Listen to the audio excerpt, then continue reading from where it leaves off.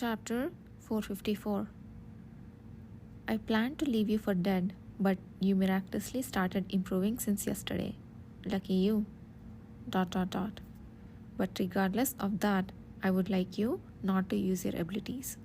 From what I have seen as we escaped through the gate, I already know well enough how dangerous your power is. If you disagree, you will be dealt with right here. Nahan slowly but firmly nodded his head. His cold, ash-grey eyes surveyed the inside of the rattling carriage in a meticulous manner. Besides him and the southerner who had removed his hat, there was one more person in the depopulated wagon filled with an unpleasant smell. Dressed in a thick robe, this third individual had an old, suspicious-looking Scythe and a long sword beside him. His hand rested on the hilt, ready to draw at any moment. The intention was clear. Any false move and Nahan would be killed. Do you remember why you are here? At the southerner's question, Nahan cracked open his parched lips. I encountered you underground. Good. It seems your head wasn't damaged, fortunately. Is there any water?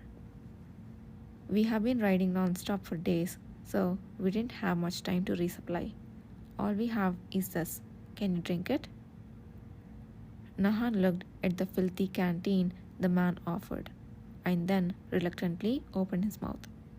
Since his shoulders and upper body were bound by cloth instead of bandages, he couldn't lift it himself.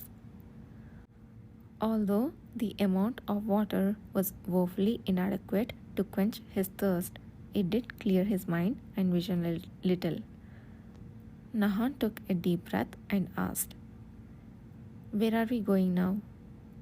We are currently moving along the Yuham trade route. If all goes as planned, we should arrive in Sharlayan shortly. Sharlayan, the largest maritime trade city in the southern part of the Ore Empire. A few more details sporadically flashed across Nahan's dry mind before fading away. Thank you for keeping your promise, brother. Brother, huh? It was ridiculous the first time I heard it, and it's still ridiculous now. The southerner muttered with an utterly serious expression. As he gazed down at Nahan with inscrutable eyes, he opened his mouth once more. Because of you and the cavalry, our plans have been thrown off track.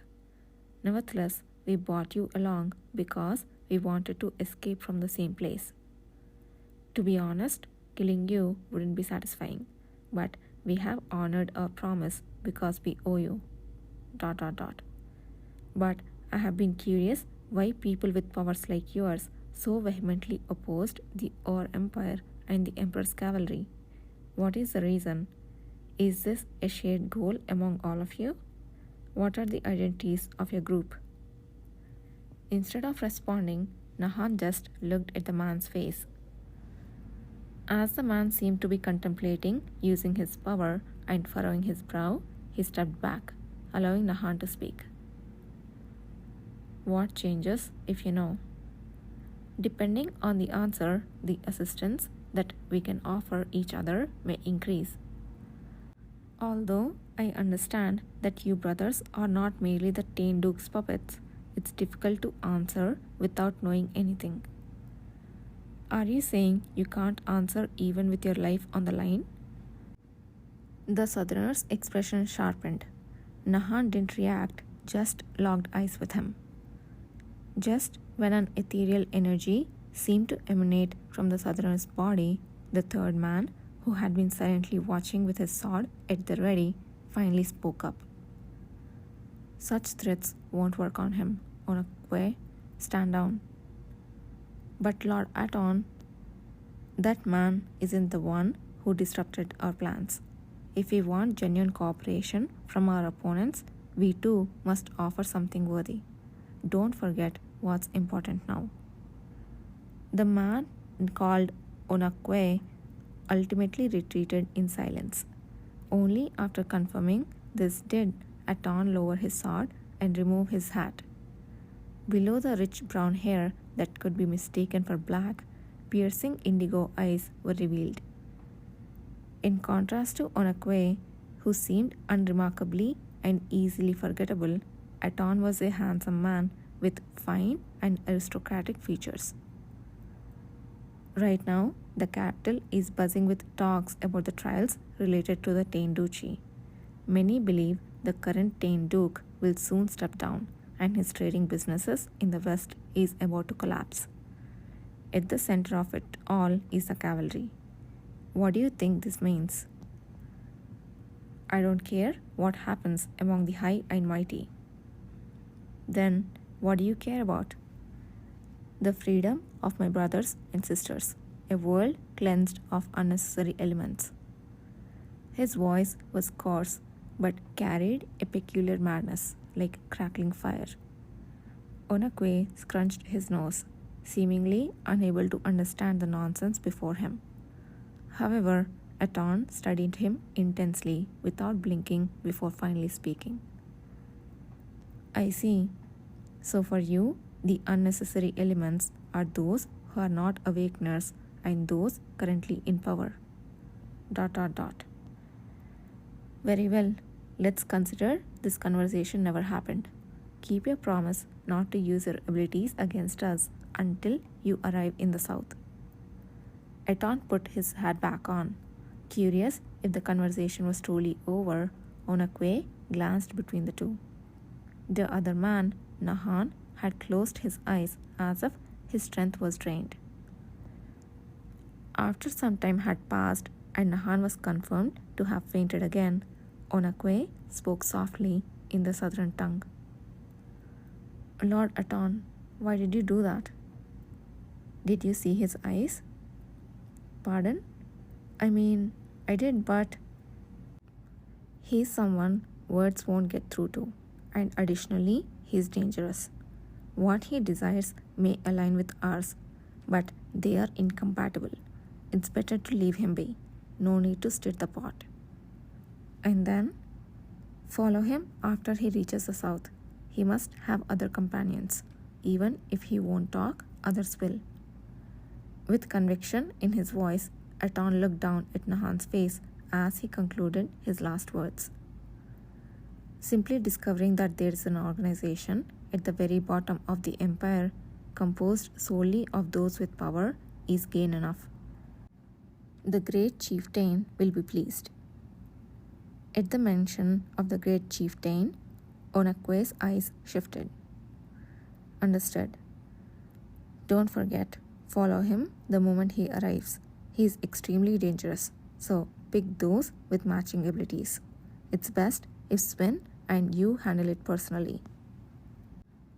I will do so, but I must admit I am a bit curious as to how someone with such abilities wound up in a place like the Empire with injuries like this. To Onakwe's question, laden with curiosity towards his own people, Aton responded indifferently. Considering his light skin tone, he is probably a mixed blood. You know well enough how those of mixed blood are treated, don't you? They are unwelcome everywhere. Fair enough. Even with his face in that condition, he doesn't bother to hide it at all. He is already far removed from ordinary humans. Even if he is in a state of being mentally unstable, don't let your guard down. Yes. In the chilly atmosphere, Onakwe bowed his head.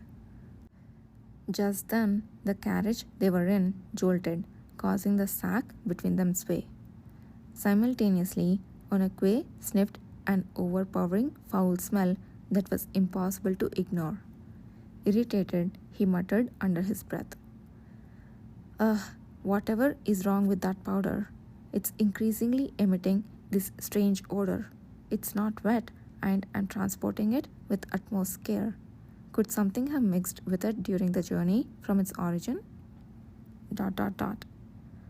Although Aton didn't respond, he clenched his lips, seemingly sharing the same sentiment.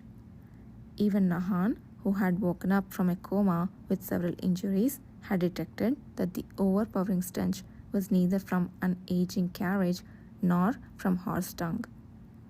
All the odors were emanating from the Kalanesa powder that the southern merchants had painstakingly transported.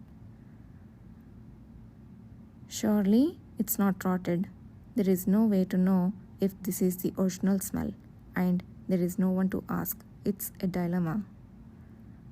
Ask the coachman to open the window and see if he can speed up a bit. Yes. If it hadn't been for those damned cavalry members, there would have been no need to transport this in such dire circumstances. Everything was supposed to go smoothly, just by successfully distributing it under the patronage of a foolish Duke Dane. Cursing in various other expletives, Onakwe opened the coach's window while Aton quietly turned his head. Their hardships would continue for a while longer. At the southern end of the Ore Empire lay vast deserts. Taking tens of days to cross, these deserts were more often remembered by their nickname, the Tomb of Stars, rather than their original name. Unless someone had a life or death reason to go to the south, no one ventured there willingly, not even tax collectors who usually frequented barren lands. Few were aware that near these lands a village existed where awakeners from all over the country were hiding. New information has arrived from the west. It appears that everyone who had been staying there has likely been captured by the cavalry, the informant reported.